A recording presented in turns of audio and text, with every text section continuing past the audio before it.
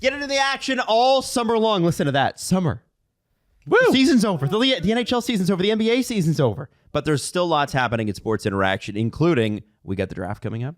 We got free agency coming up for both of those sports, plus tennis, golf, whatever it is you're into, baseball, all happening right now at sportsinteraction.com/SDPN. You can bet on those things. You can bet on free agency and draft. Exactly. And we're going to actually throw a bunch of props up in the Dangles Doozy section as well. And remember, everything's you can do before games, live and play all summer long. Head to sportsinteraction.com/SDPN or download the app to get started. It's 19 plus. Please play responsibly.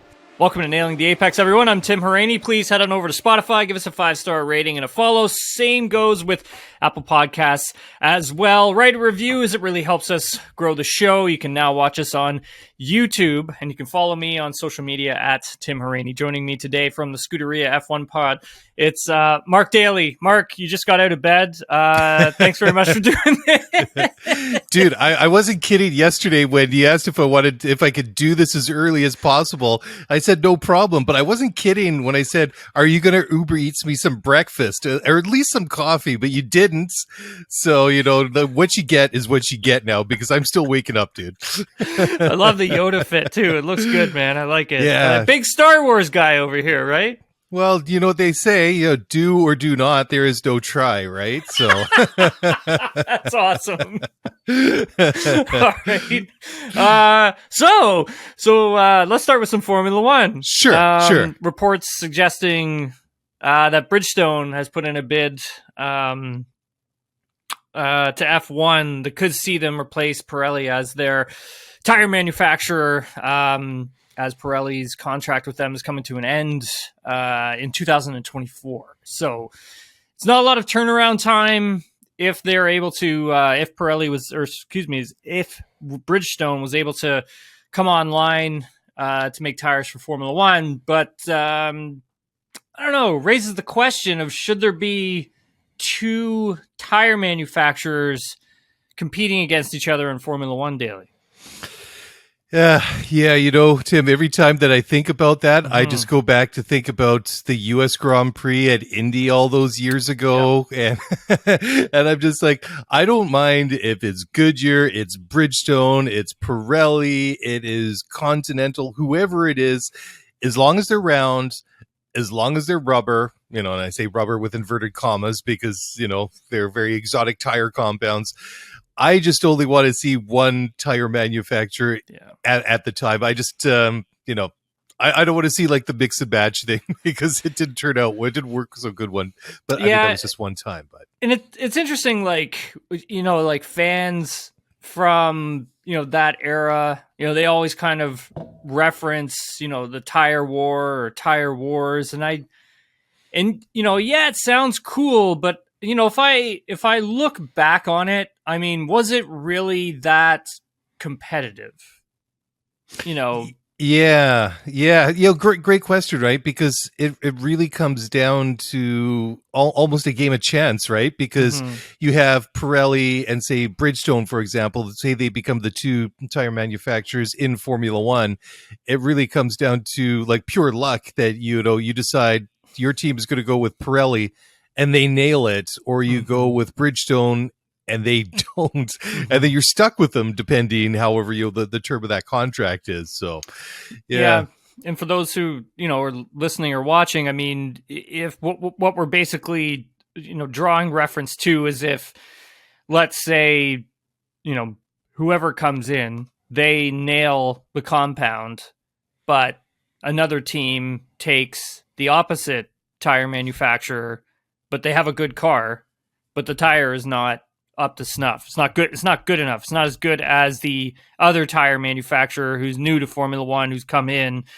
So you may have a great car, but you don't have good tire compound. That's a devastating thing for any Formula One team. So when I look back at the tire war, air quotations, I don't necessarily think it was a great thing, only because there were teams who did have, very strong cars, but were hampered by, tire performance at some stages within that, Bridgestone Michelin battle. And then, yeah, you bring up a great point with the U.S. Grand Prix at Indy. Believe it was '06, I think it was, Mark. Yeah, it was either 2005 or 2006. It's right in there. Yeah. It's either one of those years.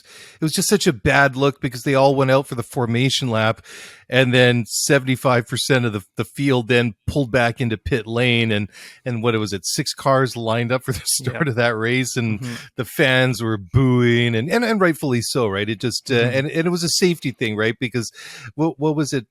Was Michelin's. it turn?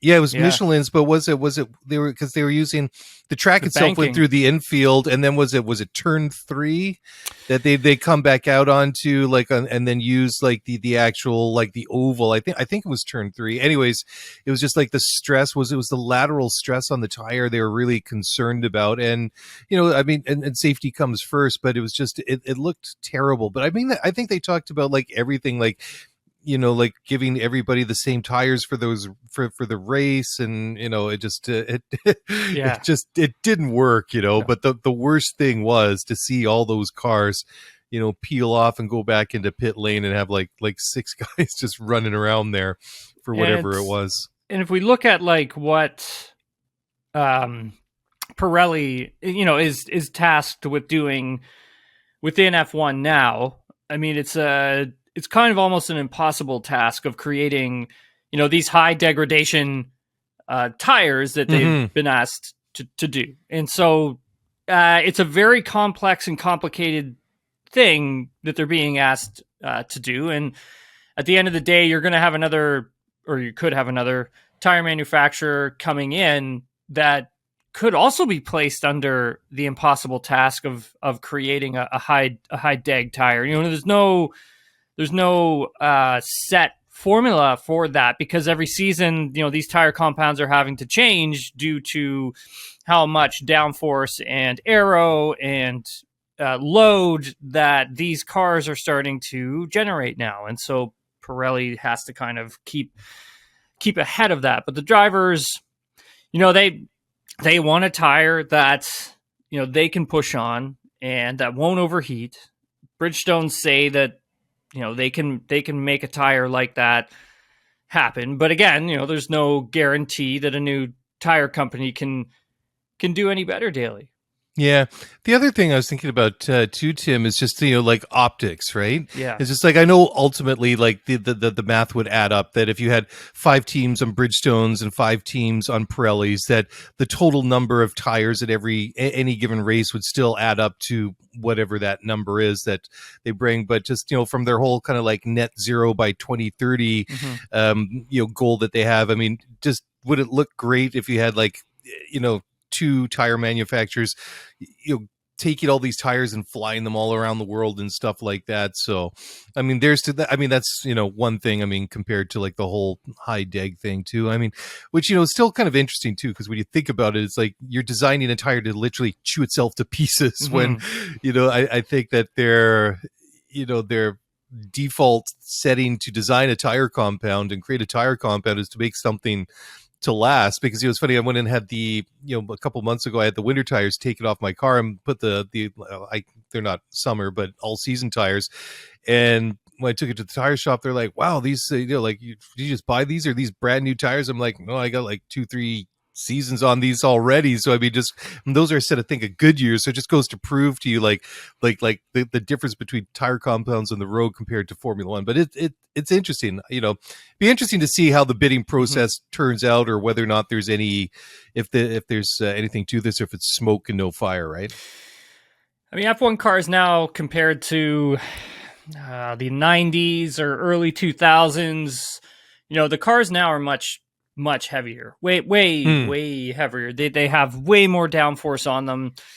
And I think for a tire manufacturer like a Pirelli, I mean, that's a difficult thing to kind of, keep up with and wrap your head around, considering, F1 wants, and here's a little bit of a dilemma too, because, F1, they want to make sure the on-track action is entertaining.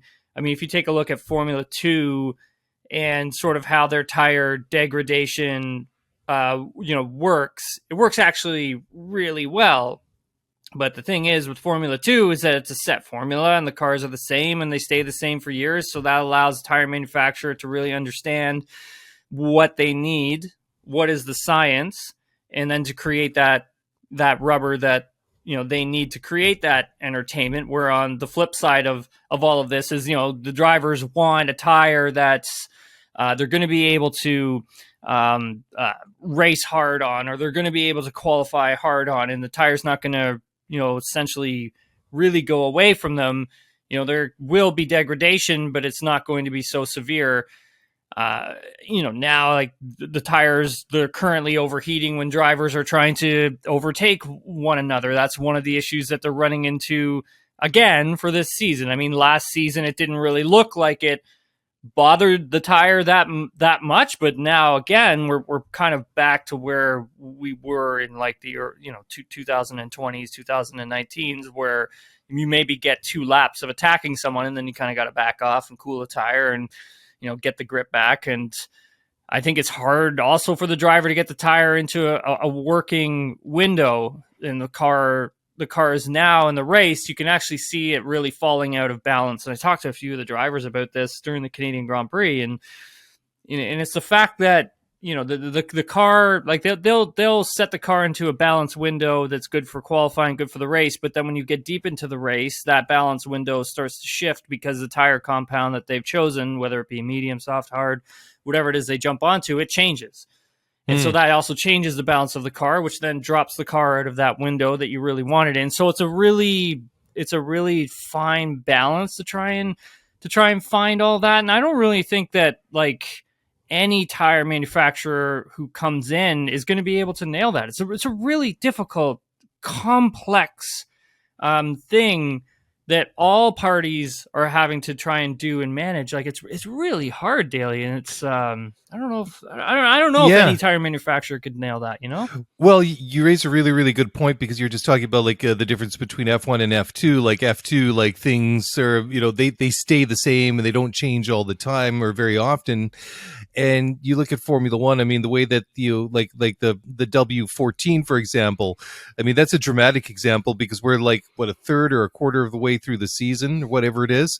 And that car now is radically different compared to what it was. And that's the thing. All of them are constantly evolving. Mm-hmm. Sometimes you're having small upgrades or major upgrades. And it's not just like once you're done. These cars are basically evolving all the way through the season until they get to a certain point, and and then they've decided, okay, well, the season is lost, or we're going to throw all our resources into next year's car or whatever it is. So yeah, it's got to be difficult for for Pirelli or whoever it is, because nothing's staying the same. It's changing constantly. Difficult, very difficult.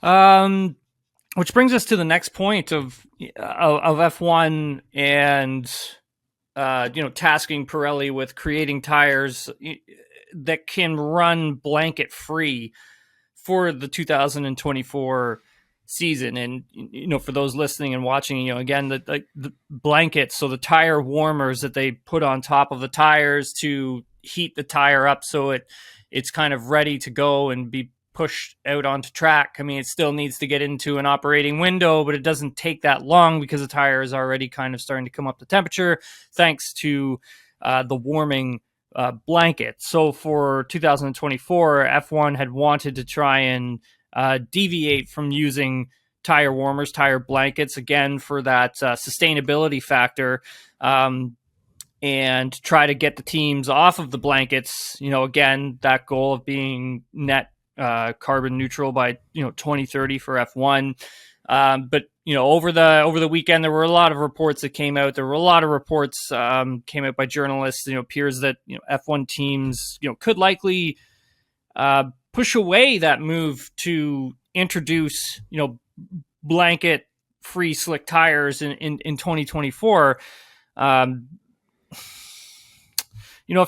few rules were tweaked, to keep the blankets for next season, with options to switch that could, Pirelli, so Pirelli could show that F1 cars, running without blankets, but the decision, I think, it should be forthcoming. But Daily, I don't think this is going to be an easy one. Like it's going to have to be. I think it's going to have to be voted on for sure. Like Well, I'm going to throw it at you, being a driver yourself, and like the argument that I always hear from drivers is that we can't do away with it because it's a safety issue. Now, is it a safety issue, or is it more of a convenience thing that it's, you know, putting the heat into the tires and getting it to a nice temperature before you even hit the track just makes your job a little bit easier, getting those things up to temperature, to like into that that nice operating, that sweet spot, right? Yeah. Or is it a combination? And if it is a combination, how much of it is safety and how much of it is that convenience thing, you know, getting it to a nice temperature, like, you know, right off of the bat, right? I think like the safety aspect, and Pirelli has known and said this. The safety aspect of all this is first. It's paramount. That comes first, and then everything else will come after. Will come after that. For me as a driver, I think as long as the safety aspect is there and it's taken into deep consideration, and we know that the tire is going to be safe, then I'm cool with it, because I was brought up on racing out of the pits on cold tires. That's how I was racing. It's very difficult. It took a different sort of skill set really to make sure you were bringing the tire into the right operating window, but at the same time, like, we had great tires for that. I think two of the best were Michelin, and the other one was, if I remember correctly, it was Yokohama. And as soon as you got that tire into an operating window, you could go flat out for a really long time, man. They were great tires. They were really great. The dag on them was extremely low, and you could push the tire really hard and it would be fine. I think if Pirelli can design, something like that, I honestly don't see what a huge problem of it would be. I mean, you would lose, I guess you would run the risk, right, of losing the undercut. If it takes too long for, to heat the tire to its peak performance, I think in theory, that would do away with the undercut. I don't know. What do you think? Yeah, that makes a lot of sense when you put it that way. I actually hadn't considered it, to be quite honest, but it really would, because I mean, sometimes you see at certain tracks like that undercut is really quite dramatic, that, if you time it just perfectly compared to whoever you're racing against, you can gain quite an advantage of it. I mean, I'm just struggling to think of like some perfect examples, of different circuits. I'm just kind of struggling to do so, but I know in some cases it can really, you see Monaco, like the difference of the track. Yeah, Monaco, I think perfect. Monaco, if you've got a good, free, clear outlap, and a competitor on their in-lap was struggling a bit, I mean, you get it there. Yeah, unless you're Daniel Ricciardo, you go into the pits and they don't have any tires waiting there for you, like they did that one year. Sorry, Red Bull. Or was that Red Bull that did that to him? It was, wasn't it? Bull, yeah. Which is so strange, because they're usually like their pit stops like are always so good and they're always so quick. That was such a bizarre thing. But anyways, I digress a little bit. Well, the teams, they're now running with blanket free, wet tires, and those were used in Monaco, actually, now that I think about it. Mm-hmm. Yeah, that's right. They would have been. And they're working on the blanket free intermediate tire. I think they were supposed to be introduced quite soon, in the next few months, but I don't see that happening anytime soon, unfortunately. But it was interesting to hear from some of the drivers. I mean, they're not too excited for that change. I mean, George Russell, he recently did a test. He tested the latest version following the Spanish Grand Prix. So in Spain, the team stayed back to do another one of those tire tests. He's been quoted as saying that it could be dangerous, more accidents on cold tires, and it could reduce, passing and that strategy call. So like I'd said, you run the risk of losing that undercut. In terms of the passing, though, I don't know if I necessarily agree with that. I mean, if you take a look at, if you're in the lead and you come out in the lead and you're on a set of colds and your competitor who's just behind you has already, pitted a few laps earlier, they're going to be on a hotter set passing there, right? Yeah. Why couldn't there be? So, I mean, it's kind of like, if we look at, it's kind of like IndyCar, right? With the Firestone. I mean, they got to do it, right? Yeah, exactly. And I think what's really interesting, just like kind of bringing it back to the conversation about the undercut, is that it would really, it would change the whole strategy game completely if you're doing that, the way that you're planning your race out, and when you're going to pit and how you're going to do it and how you're going to push when you're on the track and when you don't. But in theory, as long as the safety aspect is good, there's nothing. We're not compromising safety, putting anybody at risk. Then I'm okay with it, because then, these are supposed to be the best drivers in the world, and if you throw like a little bit more adversity with them, to me, that's part of the fun of watching the best doing their job. So. I'm not necessarily against it, but I don't think, like you were saying, it's probably going to have to go to some sort of vote, because I think that at best there's going to be very, very differing opinions up and down, throughout the paddock. Yeah, I mean, there is going to be another round of tire tests, so that will take place after the British Grand Prix. That's going to be with Daniel Ricciardo in the Red Bull. Williams and Haas will also get a chance to run the tires as well.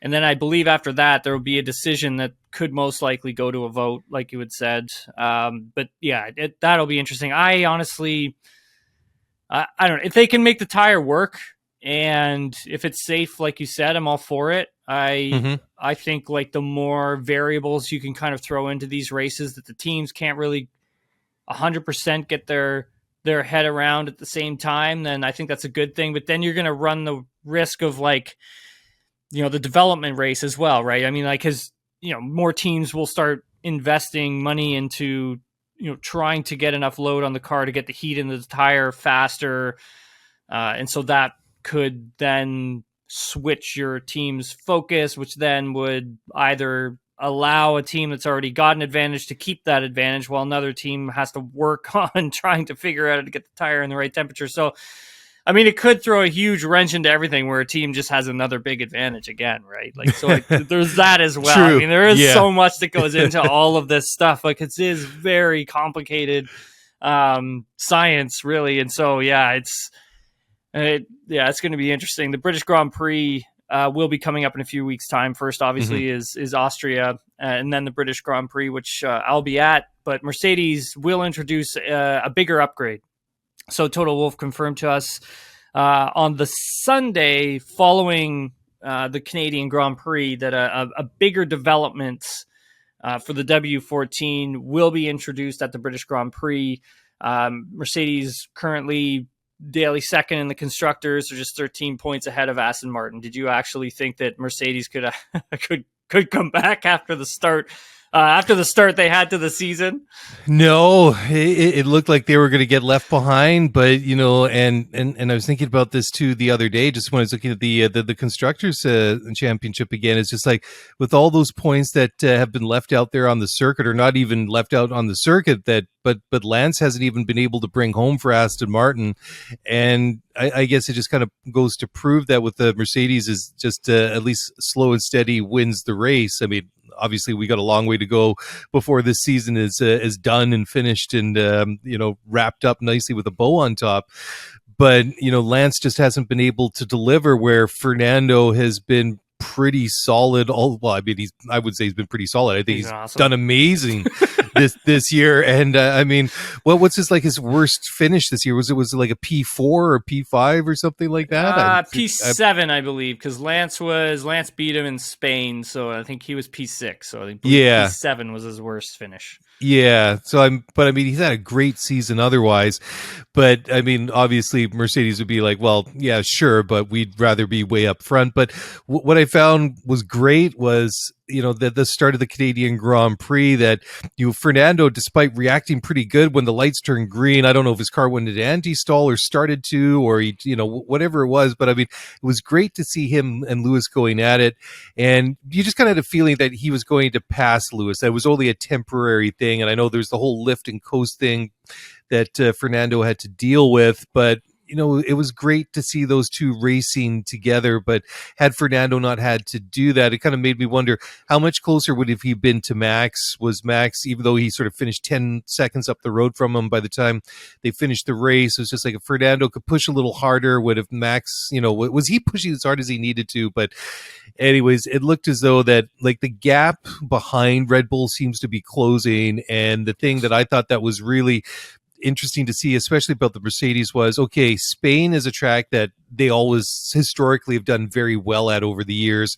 whereas Montreal has been a little bit more of a challenge. So I wasn't prepared to be like throwing my hands up in the air and say, yes, Mercedes is back, until I had a couple more races under the belt. It's just like, it was a shame in Montreal that as competitive as Lewis looked, that we only really saw it from one side because George put it into the wall, and then that compromised his race.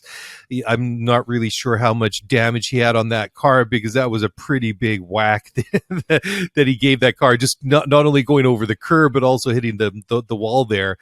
But they look good. I'm hoping to see more again in Austria and in Great Britain, where the big, huge, mega, massive package, or whatever Toto called it, is going to come on the car, because it just it looks good, because it gives me hope that even though I think that that Max and Red Bull are still going to win this thing, win both championships, is that I'm hoping we're going to have closer, more exciting racing the rest of the way out.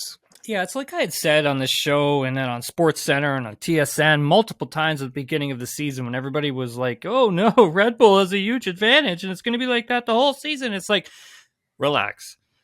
Like it takes these guys, like the teams need to figure out what they have. Red Bull just got a great jump to everything. They built some very intricate pieces on their car, but that doesn't mean that every other engineer down the grid doesn't know what they're doing. They all know what they are doing. It just takes a bit of time. And so if we look at with these regulations, you look at what Aston Martin, I always use them as an example because they are the perfect example of that, of what happened last season. They started the season, they were at the back. They were slow.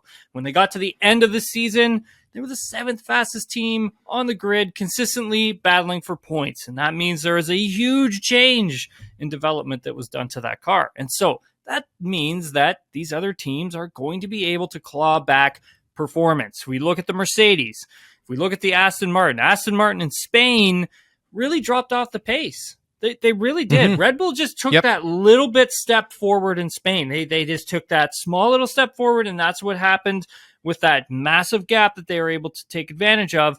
And then you saw a big upgrade from Aston Martin come in Canada, which looks like it really did work. And then again, Mercedes starting to figure out what they have. That allows them to take that step forward as well. It takes a few races for these teams to figure out what they actually have. And so you bring an upgrade, takes a bit, figure out what you got, and then you can go from there, fine tune it, and get the maximum performance out of it. And like you said, Mercedes performed really well in Canada.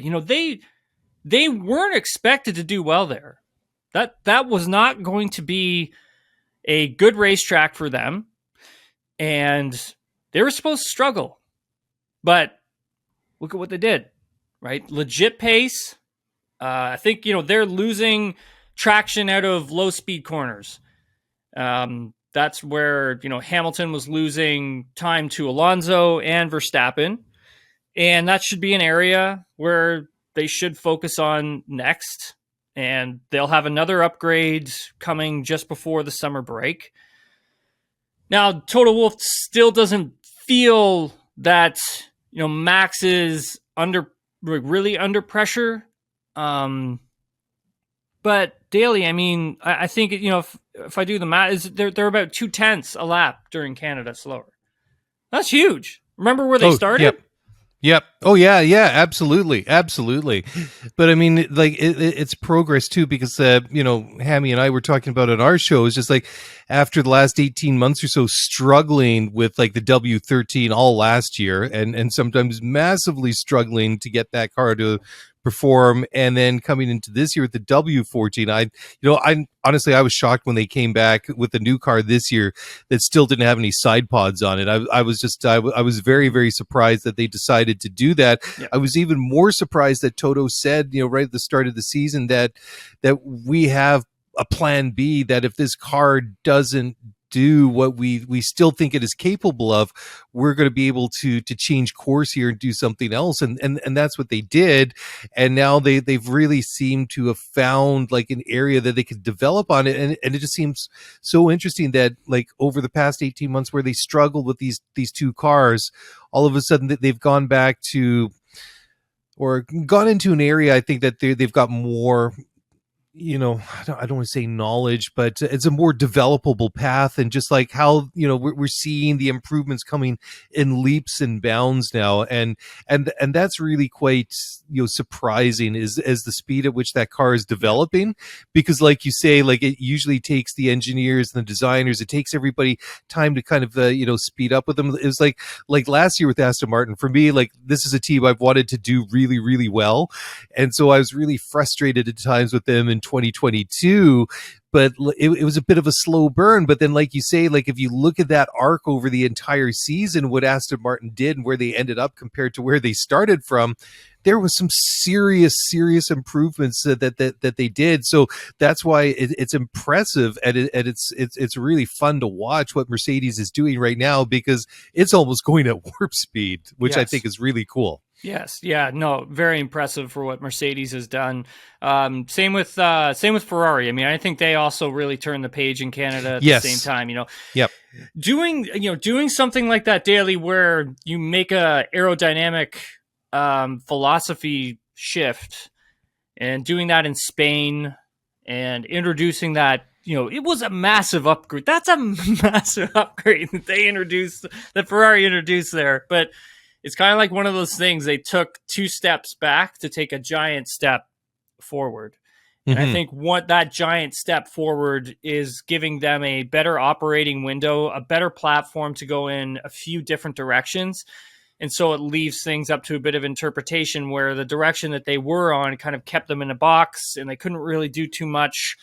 And I find that really fascinating, because a lot of these teams after Canada, when I take a look at some of the data, it looks like a lot of these teams at the front have really taken a big step forward. It really does. And it's got me excited for the rest of it's got me excited for more Formula One for the rest of the season. It really does. I mean, at the beginning of the season, it was a little like, ooh. Okay, well, I know it might be haunting Checo a little bit, but you have to think that the other teams were thrilled to see that Red Bull getting hoisted off the track at Monaco, so everybody could get a look at the floor, the underside of that car, because all the bits that you put on the car from the ground on up, you can't hide that for very long, because once it goes on, everybody can see it. But the thing is, nobody could see like what's going on underneath that car. And when he had that, that crash, and they had to hoist that thing up to get it off of the track, and I know we talked about it at the time that those photographers that were right there must have made some serious coin that weekend, because they were just, I'm sure everybody wanted those pictures, good quality pictures of the underside of that Red Bull. It's interesting you bring that up, Daly, because I did hear from a few team personnel down the paddock about that, actually. And really, because I was kind of like curious, like how much can they actually copy something like that and put it on their car? And they can't. They can't really copy what Red Bull has done, because they all have their own design ideas and the directions that they've taken their car, meaning that maybe this is a better direction that we can take long term. Where if you just took something like that Red Bull floor, you copied it exactly, and then you put it on your car, it most likely will not work, because of how you've designed the car as a whole, as a package. Every single piece of an F1 car has to work together, the entire thing. So if you change something as significant as the floor of the race car, which is the most critical component of a Formula One car now, it's like you need to change so much more. Like the front wing, your how are you bringing air into the car, under the floor? How is your suspension designed so you can maximize aero off of that? And so, a lot of the teams will draw inspiration from that, but I honestly do not see them copying it like piece for piece for piece and then slapping it onto their cars, because I just don't think it'll work. Like, I mean, no, because then that goes back to the whole Racing Point pink Mercedes thing from a couple of years ago, right? Where the car looked very much like a Mercedes, but they said that they used like those, took a lot of inspiration, like a massive amount of inspiration from those Mercedes cars, and really had to figure out how it worked. I was always kind of curious though with that, like at Monaco, and like you say, it's like the whole system of the car and the components working together. I was just really interested that if, when that car was hoisted up on the crane and the rest of the world got to look at the underside of that car, if there was anything that revealed to like everyone else, is like you say, it's one thing to like do a cut and paste job, and replicate it, which would be, almost impossible to do. I was just wondering if myself, if there was any sort of secret revealed. This is like, wow, what they did with that floor is so radically different.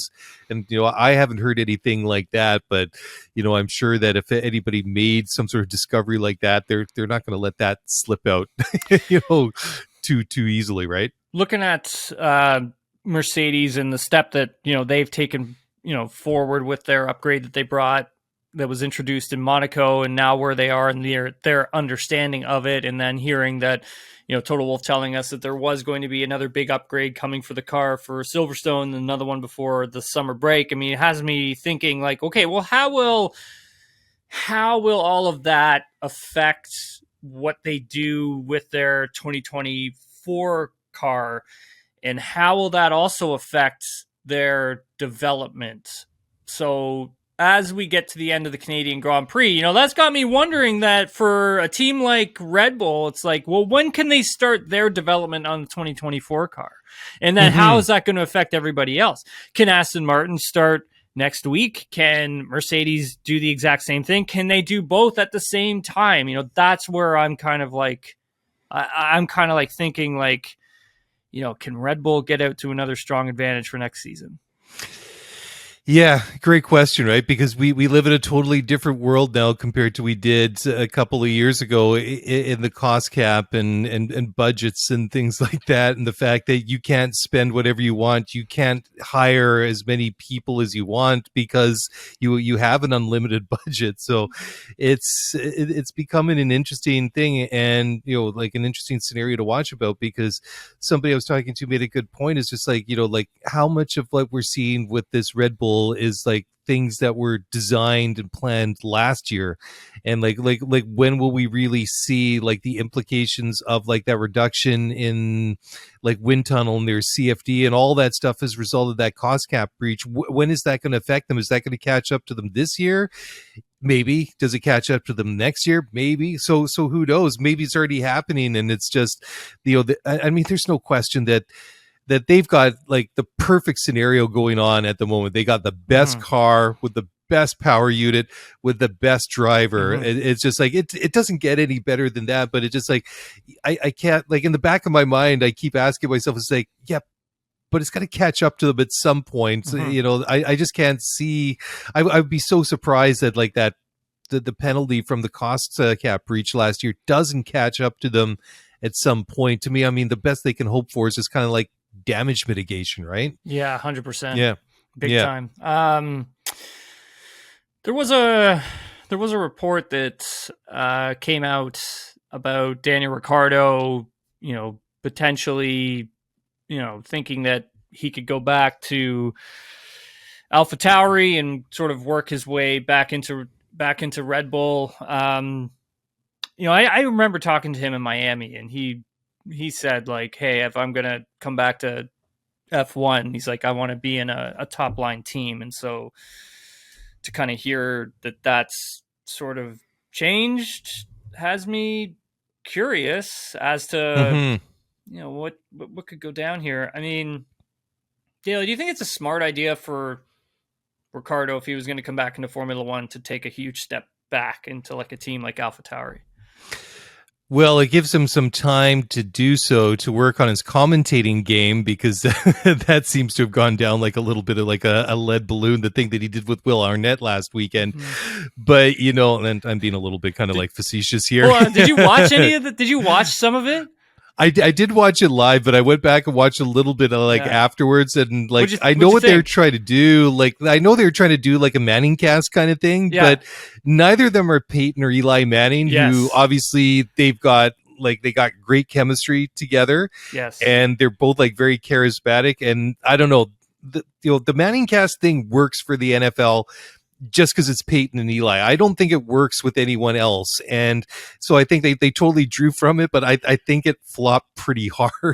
It just didn't work. And I watched it. I was just kind of like, ooh, yeah, guys, no, this just didn't, it isn't working. So I'm kind of glad that when I watched the race last weekend, I stuck with, watching. Well, I tend to hop around and watch the main feed, but I'll hop into different feeds to see what's happening with Lewis or Max or whoever it might be, depending what's happening on the circuit. Then I'll go back after the race because there might be a kind of an interesting portion. So I don't sit there and watch like the commentary. So like, had I tuned into that, it would have been very brief. And, after seeing what I saw, it just would have been, I would have switched away sooner in real time. Let's put it that way. Sorry, guys. But you digress. I digress again. Yeah, I mean, I think like for a driver like Ricciardo, I guess, if you want to, I mean, Sergio Perez is under contract till the end of 2024. So I don't necessarily think it's a done deal that, Ricciardo will be back in a Red Bull anytime soon. And whether or not what happens with, Yuki Tsunoda and Nick DeVries. I mean, so far, Yuki's been great. Nick has struggled. And I don't know if that's a good move for Daniel Ricciardo.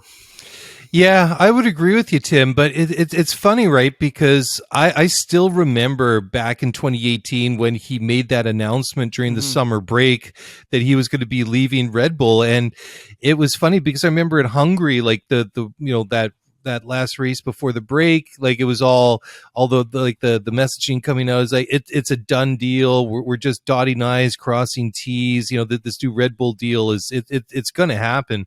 And we were on a family vacation. I remember going out front of the hotel to wait for everybody else to come out so we could go out and do our thing for the day. And, I'm sitting there scrolling through my phone, like on Twitter. And then I'm like, I see like Danny's like announcement. I was shocked. I'm like, yeah, like I understand why he wanted to move away from them.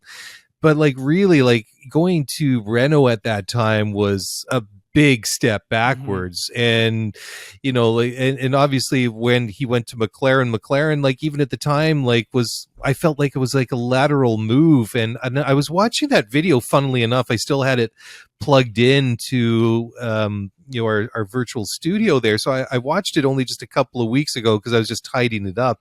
And I'm just like, I really think that 2023 Danny Ricciardo should go back in time and speak with 2018 Danny Ricciardo, because even though that team was going to be Max's team, regardless who was in that second car, it would have been a much better place for him to stay at, considering, I mean, he won a handful of races. He was I would say a regular on the podium, but I mean, he became like an afterthought when he moved away from them, and I just don't see him getting back into a top-level team. It's just like, if it doesn't work out with Sergio, and I mean, he struggled pretty hard the last couple of races, I don't know if Danny Ricciardo is your number one person that you tap on the shoulder to put back into that car, and then to try and, at his age too, like what is he, like 32, something like that? Like, having sat a year out, like, I mean, other guys have sat a year out and come back and are doing fine. Look at Esteban, right?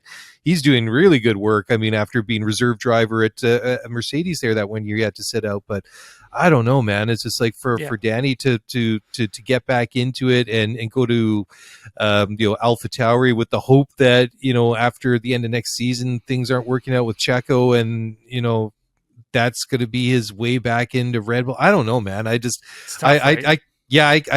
I'm struggling to see that as a as a logical or plausible scenario. I think that's the word I'm looking for.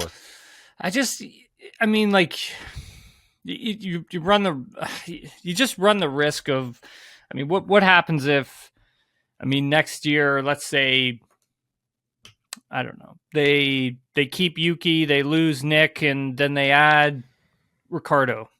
Mm-hmm. But Tsunoda has been in that car and that'll be coming up on his 4th year. Yep. And he'll have a better understanding of what it wants, what it needs, what it can do than Danny will. And that's going to take him a bit of time to get up to speed. And yeah. What happens if Tsunoda outperforms Ricciardo? Like, then you run into that situation, and like, I don't know if I'm Daniel Ricciardo. I don't know if I don't necessarily think that'd be a good idea for me to go and do. He's 33 years old. I mean, coming back into F1, he probably would be around 34. But we look at Hülkenberg, 35, and he's performing really well. Really. Hülkenberg's been great since coming back in. It's an interesting conversation. It definitely is. And that report was coming from ESPN F1, stating in the article that Ricciardo would be open to, if I remember correctly, a prospect of racing at AlphaTauri in 2024. So it would be interesting. I mean, I guess that would kind of be his only way back in. I mean, you're not coming, Lewis Hamilton's definitely going to be re-signing another contract here with Mercedes quite soon. The guys at Ferrari are all locked up. George is obviously locked up at Mercedes. And then, you've got the 2 Aston Martin drivers. They're locked up. McLaren, they're locked up, and that opportunity, I think, is closed anyway. Absolutely, it's gone. And then Alpine, same thing. Yep. They have 2 really great drivers at Alpine as well. And, Red Bull, obviously they have Max Verstappen, who's... and that's the other thing, right? If you're Daniel Ricciardo and you're working your way to try to get back into Red Bull, you're going to be going up against Max Verstappen, who's like at the peak of his powers and still has more bandwidth to keep growing. And it's essentially kind of like he's put his stamp on that team, like it's my team, right? Like, oh yeah, that would be really difficult for DR. I just don't see a path yet, but maybe who knows? We'll see what happens. I like Daniel Ricciardo. I think he's very talented, and I'd love to see him operating back at the peak of his powers as well. Yeah, absolutely. Like I think he's obviously a great personality, and he's been a really, really good driver. And I mean, I've really enjoyed watching him race over the years. That I just can't help but go back and think too that when that announcement in 2018 that he made to say that he was leaving Red Bull, I was just kind of like thinking, do you really want to do this? Is this something that I was just like, I hope that we don't come and look at this in years to come that was the real, I wouldn't say defining moment of his career, but one of the a regrettable preventable moments, and where he could have like hung in there and things could have turned out a little different, but who knows? But I mean, you draw a really good conclusion, because the Hulk he's been great this year, after sitting out, was it 2 years? I think it was 3 years. 3, yeah. It's been a while. I know he kind of like he filled in here and there for guys during COVID, which was kind of interesting, but that was completely different. Yes. But I mean, to come back and at 35 and new team, be different competitive. car. Exactly. It's just it's really, really good to see. So it's not impossible for Danny. It's just like where does he go, and then where does he expect to go if he ends up in a Haas or an AlphaTauri or whatever it is? Just because you went down that whole list of all those other teams and all those other drivers that are committed there in the medium to long term, is just like you'd have to do something incredibly special to have some of those big teams look at him serious again. So who knows? Mark Dailey, thanks very much for coming on the show. Really appreciate it. Let everybody know where they can find you and what you got going on. So yeah, thanks, Tim. Always awesome to come here and sit down, talk F1 with you. So I'm with the Scuderia F1 podcast. You can find us in Apple, Spotify, anywhere that you enjoy podcasts. Just search us up Scuderia F1, and you can also find us on Twitter at Scuderia F1 Pod. And now that I think that we're done, I'm going to go get my coffee because it's not quite as early as it was, but I'm giving myself a gold star for effort. Mark, thanks again, man. Really appreciate you taking the time to do this. I'm Tim Hauraney. You can get me on social media at Tim Hauraney. Please head on over to Spotify. Give Nailing the Apex a 5-star rating and a follow. Same goes with Apple Podcasts as well. You can also watch us on YouTube, and we'll talk to you all next week.